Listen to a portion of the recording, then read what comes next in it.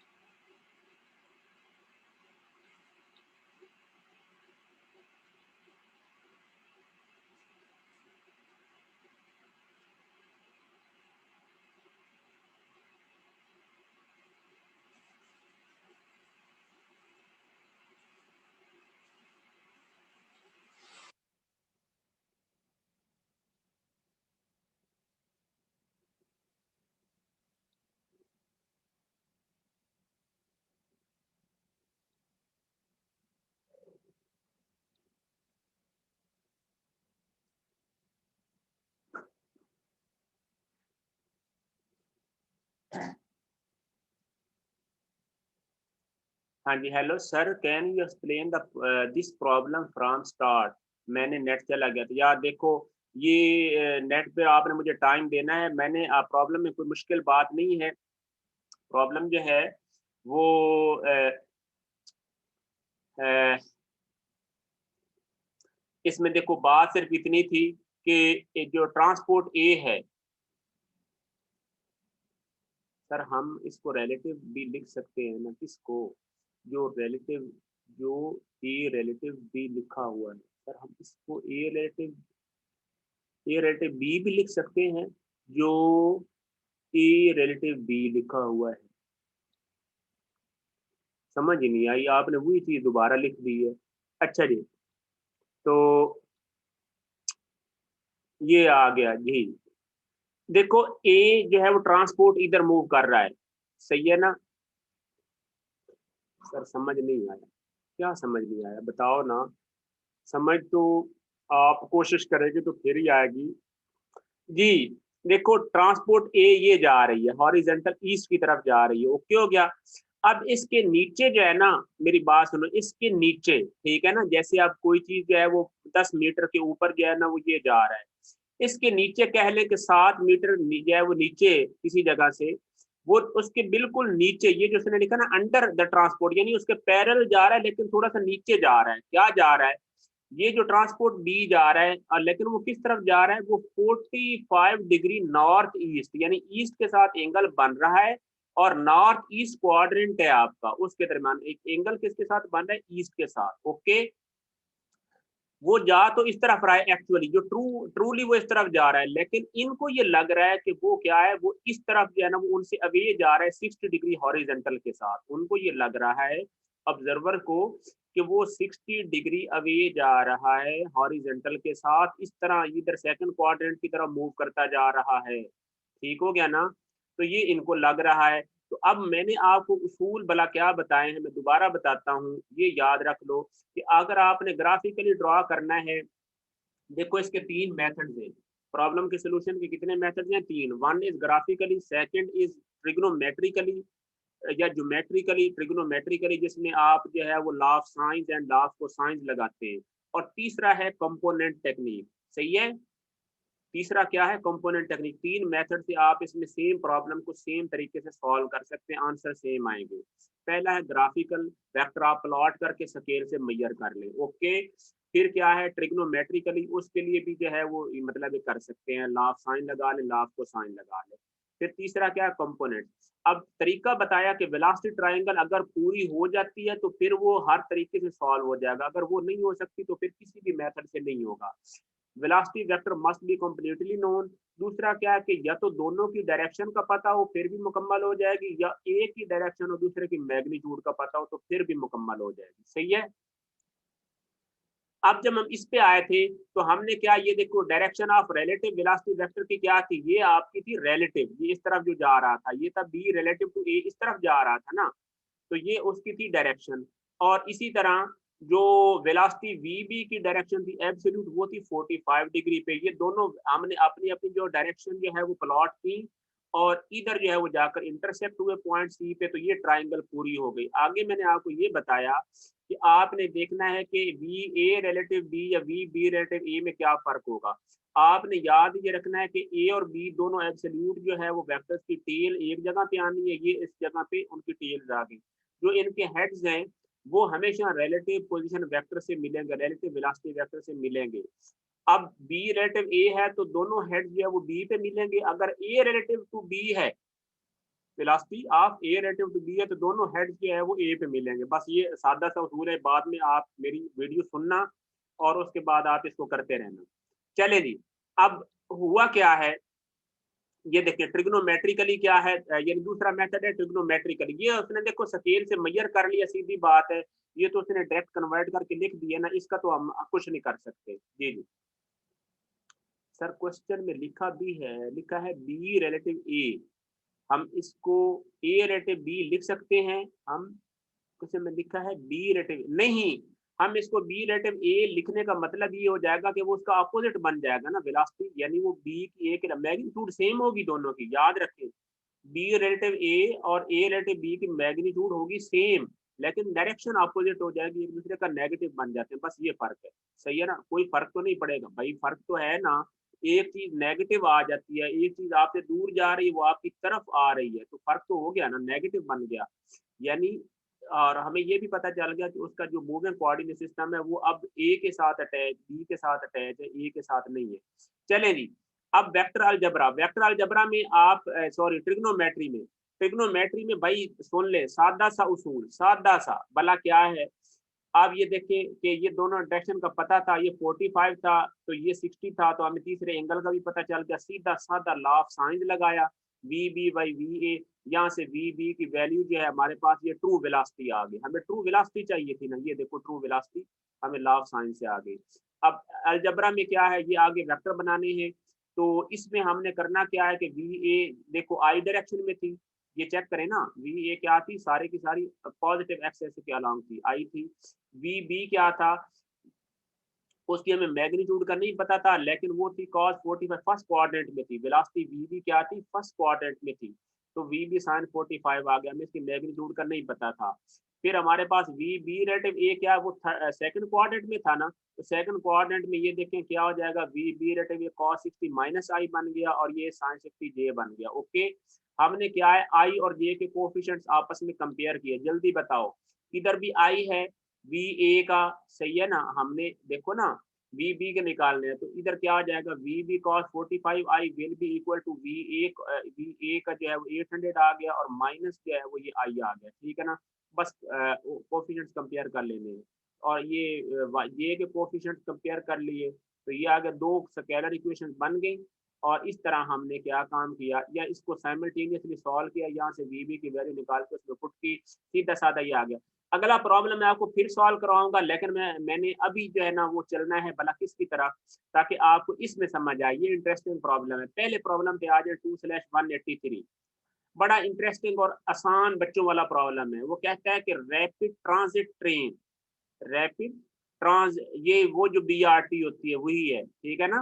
Rapid transit trains A and B travels on parallel tracks. Train A has a speed of 80 kilometre. ये देखो, ये जो train A चल रही है ना वो इस तरफ जा रही है, इस तरफ, और उसकी स्पीड कितनी है, 80 kilometre per hour, and is slowing at the rate of 2 metre per second.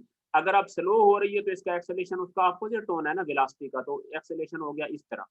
अगर हो जाती कि इंक्रीजिंग या फास्टिंग हो जाती कि तेज हो रही है तो फिर इस तरफ हो जाता 2 मीटर पर सेकंड, यानी एक्सेलेरेशन उसका नेगेटिव है।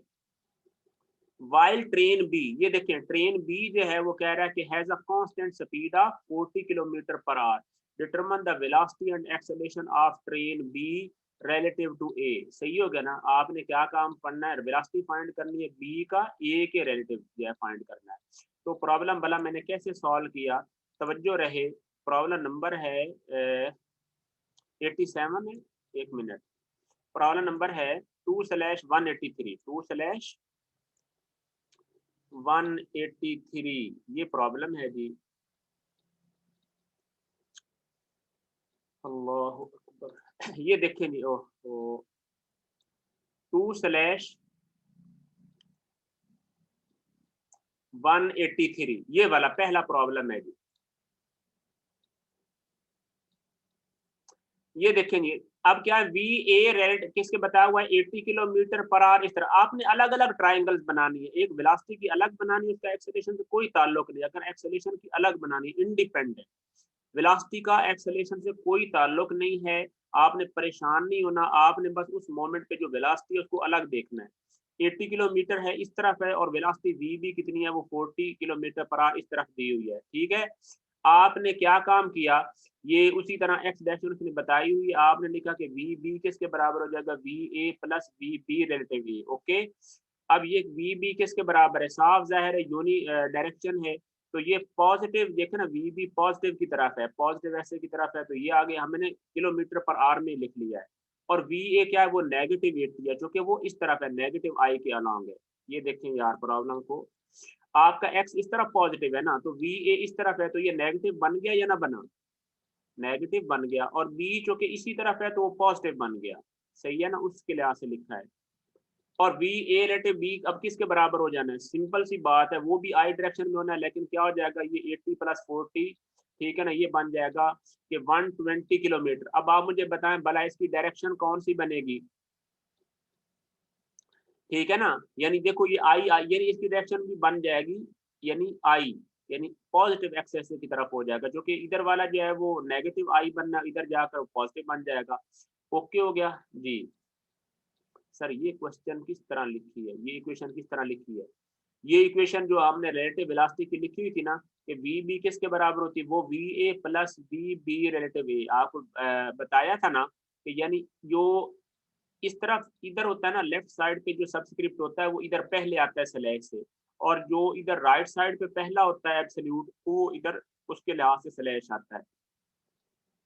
अब वी भी इस तरफ आ रही है, वी ए क्या है वो नेगेटिव अपोजिट में जा रही है, तो क्योंकि एक ही डायरेक्शन में है ना, सारी आई डायरेक्शन में, तो सिंपली क्या हो जाएगा 80 प्लस 40 ये हो जाएगा, ये 120 किलोमीटर पर आवर हो गया।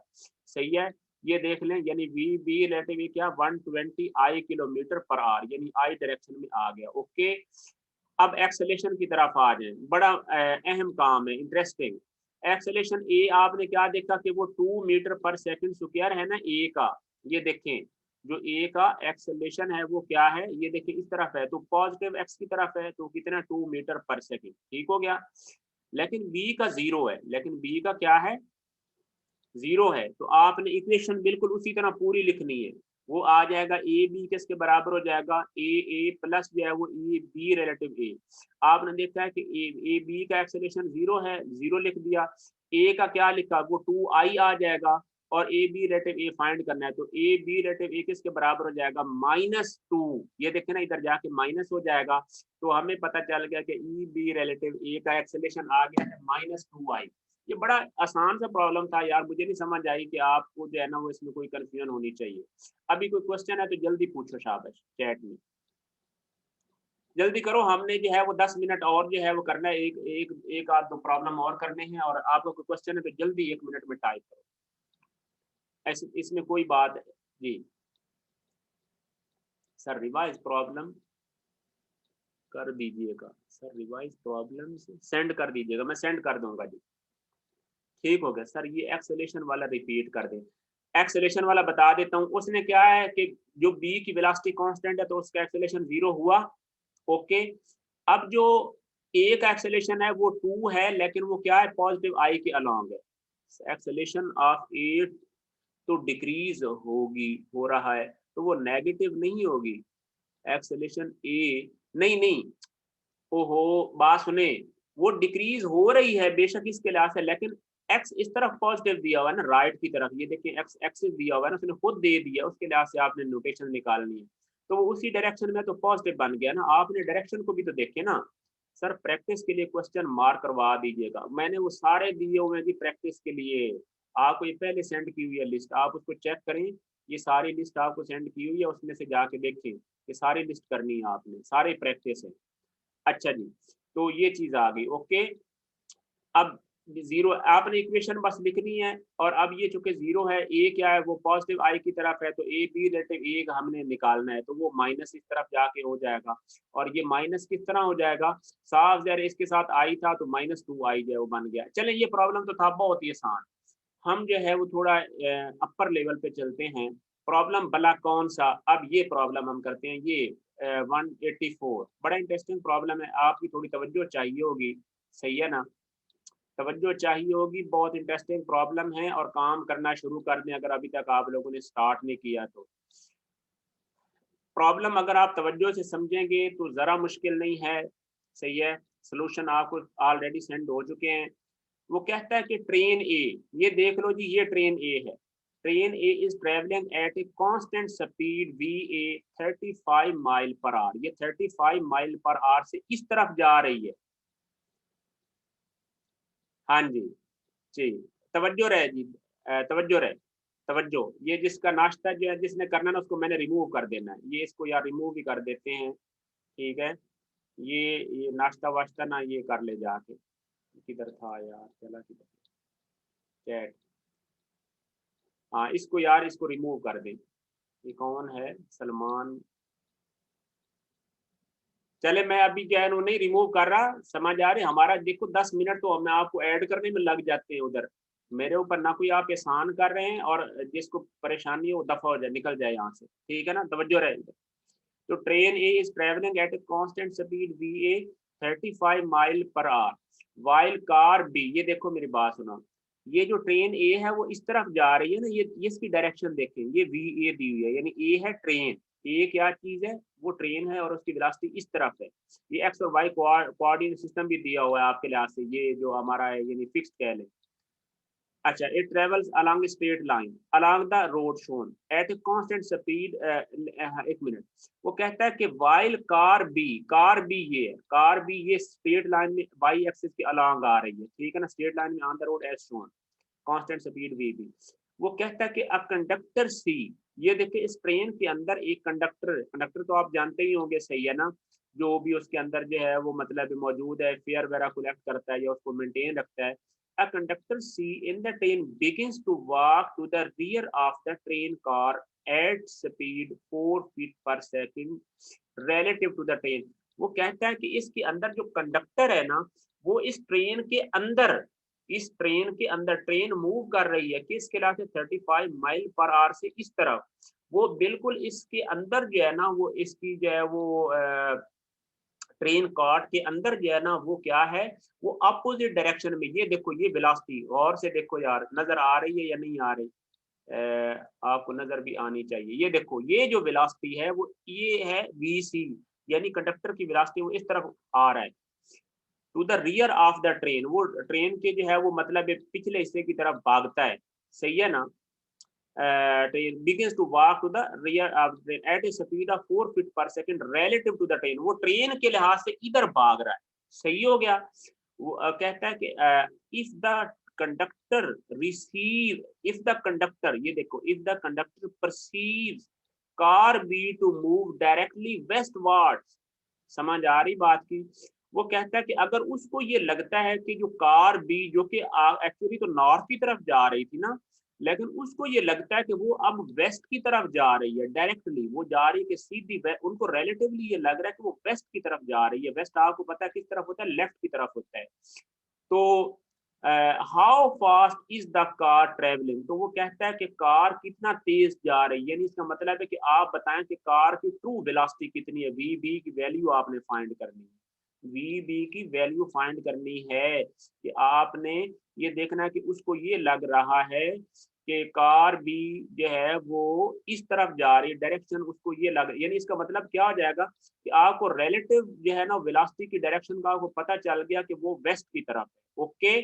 आ जाओ यार प्रॉब्लम के सोल्यूशन की तरफ। यकीन माने मैंने तो आपको बगैर किसी सोल्यूशन के आपको खुद जो है वो फ्रेश सॉल्व करके दिए हैं प्रॉब्लम। ये देखो north east west, okay direction बता दी, ईस्ट के अलॉन्ग आई है, नॉर्थ के अलॉन्ग जे है, और बाकी ये देख लो, ये मैंने डायरेक्शन बता दी। भला कैसे?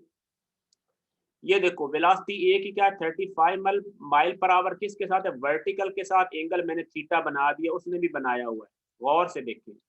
ये देखें उसने भी एंगल, ये देखो थीटा बनाया ना वर्टिकल के साथ, तो ये जो वेलोसिटी वी है उसका वर्टिकल के साथ एंगल कितना बन गया? थीटा बन गया। अब थीटा जो है वो हमें अभी नहीं पता, हम वो निकालते हैं। फिर वी बी क्या हो जाएगा वो हमें नहीं पता, उसकी मैग्नीट्यूड का भी हमें नहीं पता। वी सी रिलेटिव ए, यानी कंडक्टर की जो वेलोसिटी है ए के लिहाज से, यानी ट्रेन, ये ट्रेन है ना, ट्रेन के लिहाज से कितनी है? वो 4 फीट पर सेकंड है। उसने खुद बताई हुई है मेरे भाई, उसने खुद बता दी है बोल के कि जी वो इसके लिहाज से 4 फुट पर सेकंड इधर घूम रहा है, इधर भाग रहा है। ये देख लें। तो अब हमने करना क्या है कि जो वेलोसिटी ऑफ कंडक्टर यानी कि इस तरफ है, यानी इधर आप बेशक लिख लेते सी रिलेटिव ए लिख लेते, सही है ना, मैंने सिर्फ सी लिखा है, लेकिन असल में क्या ये velocity of conductor relative to A है, ये जो 4 फीट वाली है। ओके, अब मुझे ये बात बताएं कि हमने लिखना है कि velocity of B relative to C वो कितनी है? वो है, अब एक माइल में कितने फीट हैं? 5280, ठीक है ना, 5280 फीट होते हैं एक माइल में जी। अच्छा जी, तो अब velocity of B relative to C क्या मतलब है? यानी कार की जो है वेलोसिटी कंडक्टर के लिहाज से वो कितनी दी हुई है? 16 फीट जो है वो दी हुई है। भला कैसे देखते हैं जी? ये देखें, यानी if the conductor perceives car be moving westward, ये कि वेस्टवर्ड की तरफ जा रहा है और 16 फीट से जा रहा है, तो आपको ये पता चल गया ना। ये देखो कि वो कंडक्टर के लिहाज से उसकी वेलोसिटी इस तरफ है, रिलेटिव वेलोसिटी ये वेस्ट की तरफ है। ये देख रहे, ये तीर का निशान डायरेक्शन दिखाने के लिए बताया है। अब हम करेंगे क्या? हम इक्वेशन लिखेंगे। भला क्या? हम लिखेंगे कि V C is equal to V A plus V C relative to A, सही है ना। हम क्या लिखेंगे कि कंडक्टर की जो है वो एब्सोल्यूट वेलोसिटी कितनी है? तो आपने देखा कि उसी डायरेक्शन में देखें तो वेलोसिटी जो है वो क्या है?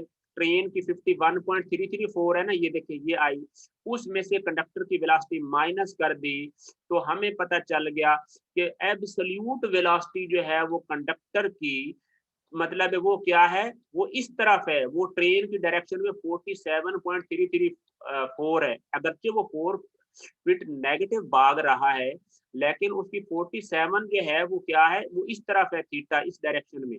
तो हमने इसको कंपोनेंट में रिजॉल्व कर लिया। हमने कैसे रिजॉल्व किया? 47.33 फर्स्ट क्वाड्रेंट बनता है ना, तो कॉस थीटा आई, लेकिन कॉस थीटा क्यों? क्योंकि आपको पता है वाई के साथ एंगल बन रहा है, सॉरी साइन थीटा आई और कॉस थीटा जे आ जाता है। जब आपको पता है एंगल वर्टिकल के साथ बने तो हमेशा क्या होता है? कॉस वर्टिकल बन जाता है और साइन बन जाता है हॉरिजेंटल, ठीक है। अब हमने अगली इक्वेशन क्या लिखी? हमने लिखा कि वेलोसिटी ऑफ बी यानी कार की velocity with respect to the conductor, ये इक्वेशन लिखी, वो हो जाएगी velocity of conductor plus velocity of velocity of car relative to the conductor. तवज्जो रहे यार, एक दफा समझ लें। सर लॉबी में वेट कर रहा है यार, कौन वेट कर रहा है?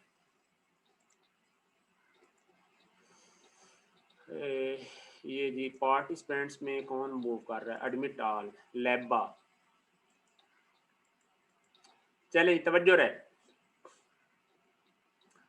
यानी ये बात समझ आई ना। वेलोसिटी ऑफ बी अब आपने फाइंड करना, वेलोसिटी ऑफ कंडक्टर आपने फाइंड कर ली, वो आपका पहला पॉइंट था, क्योंकि वो उसने कंडक्टर के लिहाज से पूछी हुई थी। तो अब आपने वेलोसिटी ऑफ बी फाइंड करनी एब्सोल्यूट। अब आपको पता है एब्सोल्यूट वेलोसिटी की डायरेक्शन का आपको पता है या नहीं? जल्दी बताओ, क्योंकि आपको पता है कार मूव तो इस तरफ कर रही है ये डायरेक्शन में, तो आपने क्या है वेलोसिटी ऑफ वी बी की मैग्नीट्यूड का नहीं पता, डायरेक्शन जे है, हमने लिख ली। फिर वी सी किसके बराबर लिख ली? वो आपने ये निकाले 47.3 sine theta I plus 47.334 cos theta J, okay.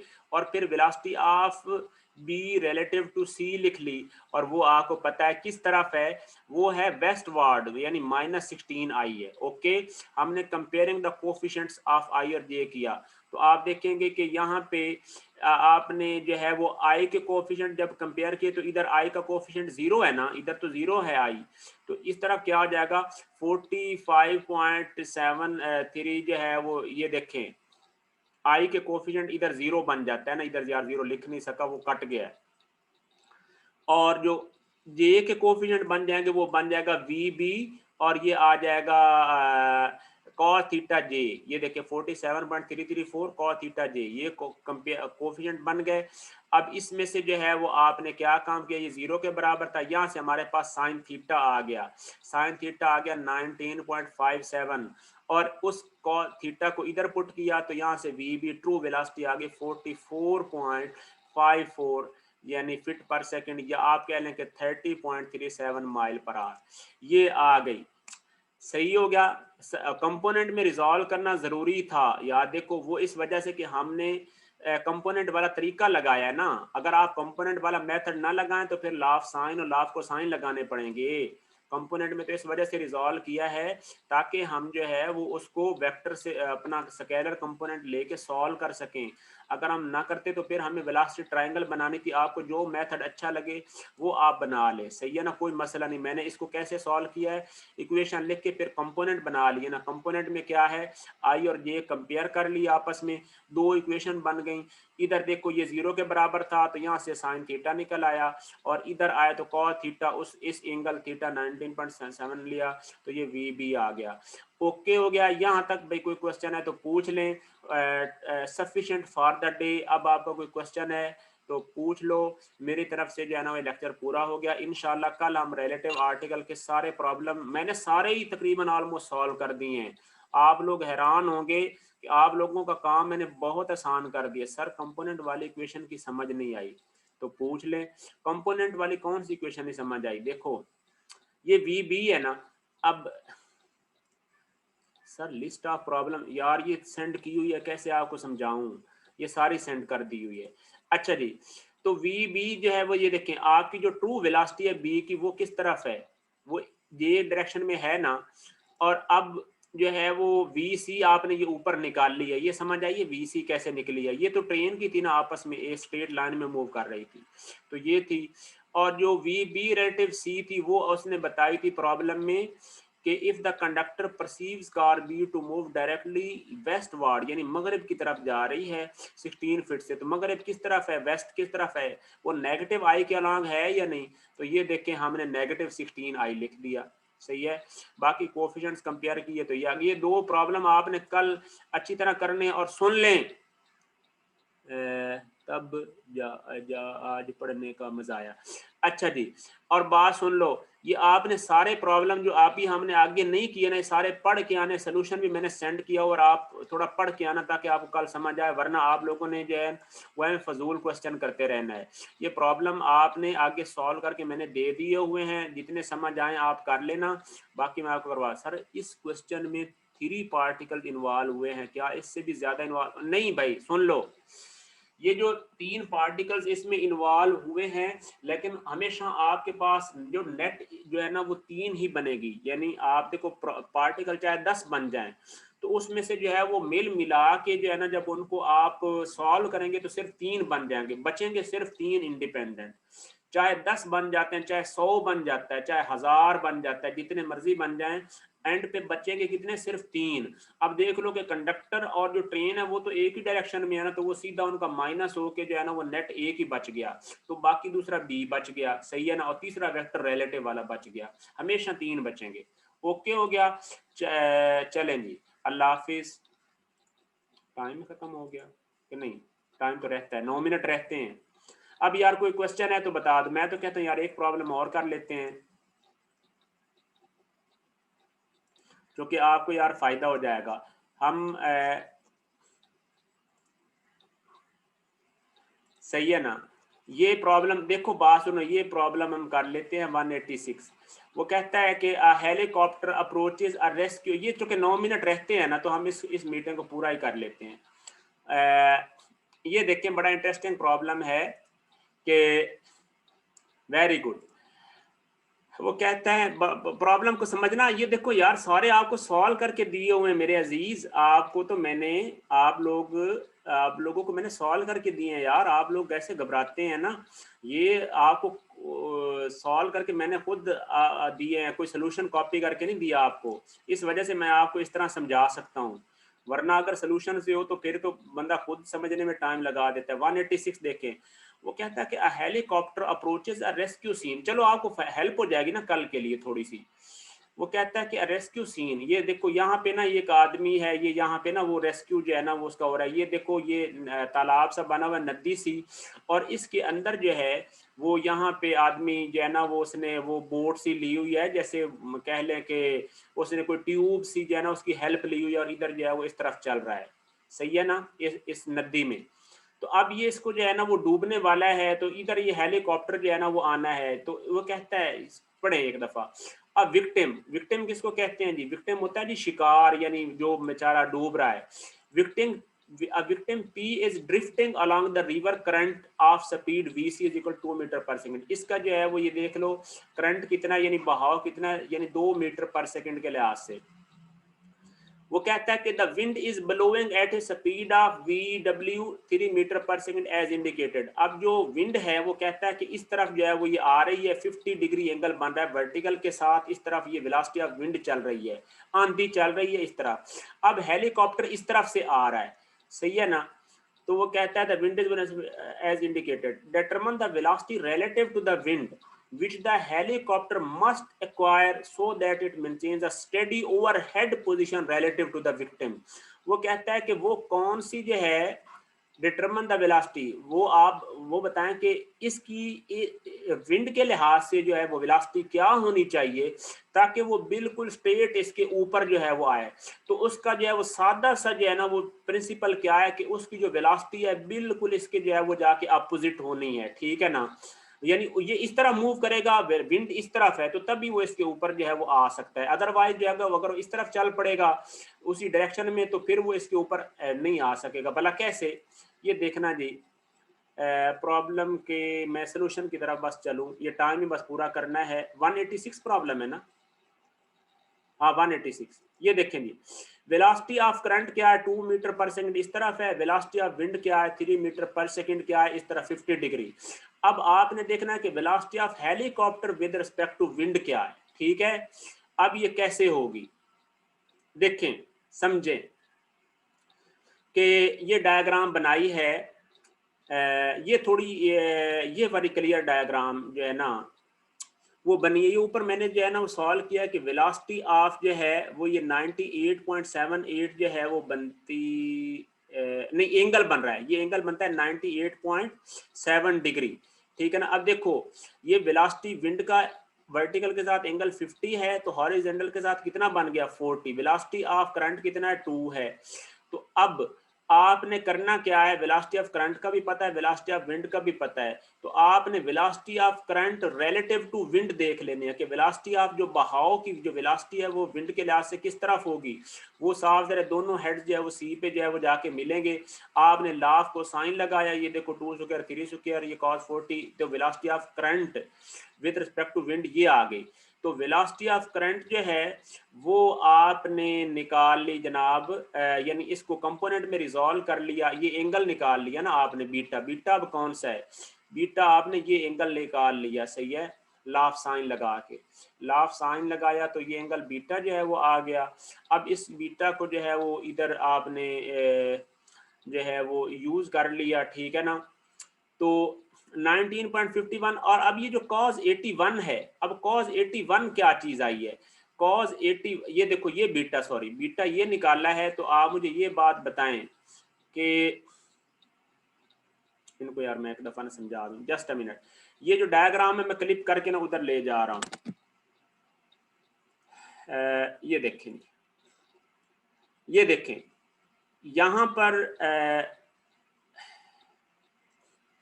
ये देखें, आप मुझे बताएं कि ये एंगल 40 है तो ये एंगल भी सेम 40 होगा ना। ये देखें ये एंगल भी क्या हो जाएगा 40, ओके। अब आपने एंगल बीटा जो है वो कितना निकालना है, प्रॉब्लम में जो है वो जाके देखें, एंगल बीटा आपने निकालना है 41.221 निकालना है ना, तो 40 पहले है तो वो मिल मिला के कितना बन जाएगा, ये देखें इसमें